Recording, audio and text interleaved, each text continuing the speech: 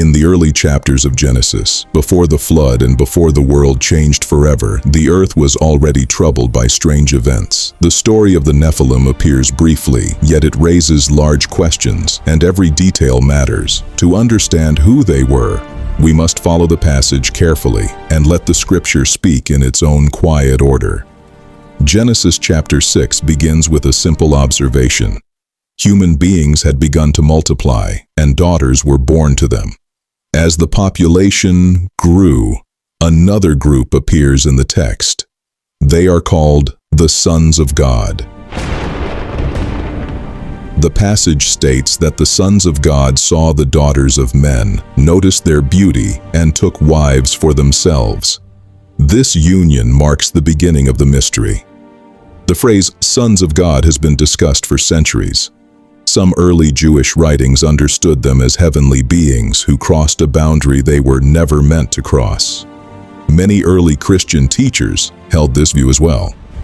Others have suggested they were powerful human rulers from the line of Seth, acting with pride and corruption. The Genesis text does not pause to explain the phrase, but it does show the result of their actions. Once these unions took place, something unusual happened on the earth. Genesis 6 verse 4 states that in those days and even after that time, the Nephilim were present. The passage describes them as mighty men, men of name, or men whose deeds were remembered. The Hebrew word carries the sense of great size or overwhelming strength. They became known for power and violence, and their presence is mentioned as one of the reasons the world grew full of corruption. The text then turns to God's response.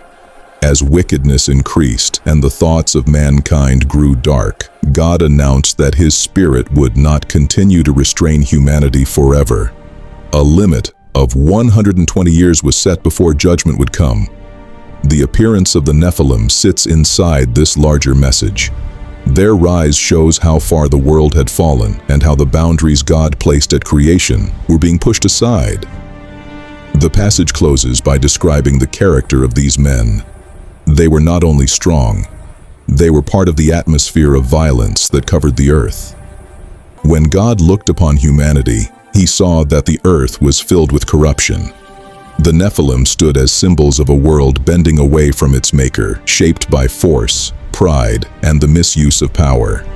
Later in Scripture, the memory of their kind appears again.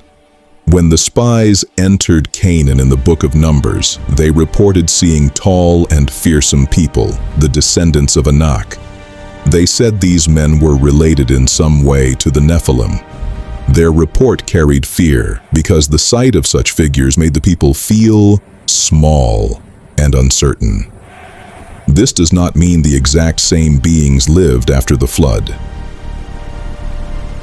The text simply notes that the word Nephilim was still used to describe men of great size and strength, the kind who stirred fear in the hearts of others. Extra material outside the Bible, such as the Book of Enoch, expands the story further. These writings speak of heavenly beings who left their proper place and produced a race of giants. They are not part of Scripture, but they show how ancient people understood the short lines in Genesis and tried to describe what it might have looked like. These writings influenced later traditions, yet the biblical account remains simpler and more restrained. When we return to Genesis, the message becomes clear. The Nephilim were part of a world losing its clarity and its order. Their strength did not lead to righteousness, and their fame didn't lead to wisdom. They stood as examples of humanity turning toward violence and refusing the guidance of God. Their presence prepared the stage for the judgment that followed when the flood washed the earth clean. A new beginning was given through Noah. In the end, the question, who were the Nephilim, leads us back to the heart of the passage. They were powerful figures living in a time when boundaries were crossed, authority was misused, and the world drifted far from God's purpose. Their story is brief, yet it reminds us that strength without obedience becomes destructive, and fame without character becomes hollow. This is the biblical picture. It is firm, it is simple, and It gives us everything we need to understand why the Nephilim are mentioned at all. Their story is not meant to glorify them. It is meant to show the seriousness of human corruption before the flood and the need for God's restoring hand. Through their appearance, the scripture teaches that when people abandon their purpose, even the strong become lost. When the world ignores the Maker, even the mighty cannot stand. That is the full explanation of the Nephilim as the Bible presents them. Don't forget to subscribe to the channel